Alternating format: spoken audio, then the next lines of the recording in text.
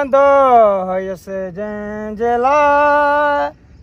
जंहिंजे लाइ मरंदो हुयसि। हिकु अहिड़ी छोकिरी हुई जंहिंसां मां प्यार कंदो हुयसि।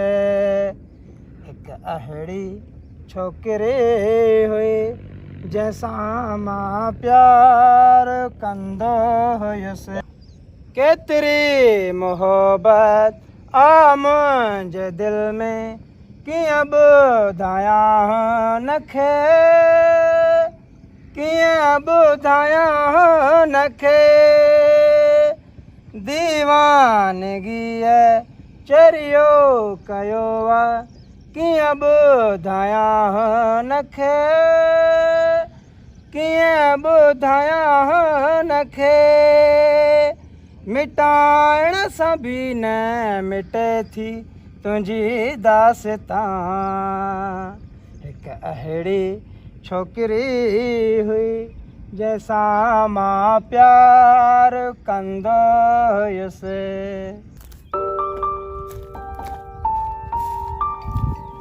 अड़े ही ते छा पियो करे?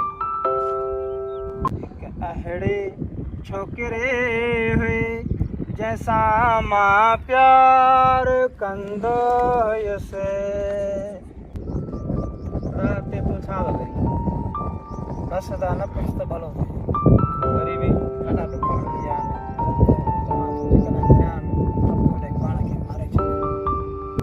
अदा कंहिंजे छॾी वञण सां कोई मरी न वेंदो। अदा मरी न वेंदो पर ॾुख त ज़रूरु थींदो आहे। दिलि आहे टुटी थी पए, ज़ाहिरी आहे, दर्द त थिए थो। अदा काश ख़ुदा दिलि शीशे जा ठाता हुजनि हा, टोड़ण जे हथ में ज़ख़म था अचनि हा। बसि दा उहो हाणे कुदरत जो निज़ाम आहे। पर अदा जीअं दिलि धड़कन खां सवाइ नथी हली सघे ईअं मां हुनजे बग़ैर नथो जी सघां। अदा चवंदा न आहिनि हुन खां पोइ मूं मुस्कुराइण छॾे ॾिनो, दिलि टुटो दिलि लॻाइण छॾे ॾिनो, ऐं हू ॻोल्हे थो मूंखां बहितर माण्हू ज़माने में, उहो जंहिंजे ख़ातिर यार मूं ज़मानो छॾे ॾिनो। इहे ॻाल्हियूं सिर्फ़ु किताबनि में सुठियूं लॻंदियूं आहिनि अदा, ऐं ॿुधण में सुठियूं लॻंदियूं आहिनि, रियल ज़िंदगी में इहे न आहिनि। अदा तूं मुंहिंजी ॻाल्हि ॿुध त सही। तूं अगरि हू तोखे छॾे वियो आहे न त तूं पंहिंजे पाण फिटाए न फिर, तूं पंहिंजे पाण ठाहे फिर त अॻिलो ॾिसी चए मूं कहिड़ी शइ हथ मां वञाए छॾी। अॼु तूं केॾे बलबूते ते बीठो हूंदे उहा हुनखे ख़बर हूंदी। अदा हाणे तूं ॻाल्हि ॿुध, तूं मुंहिंजे करे हल। बसि त तूं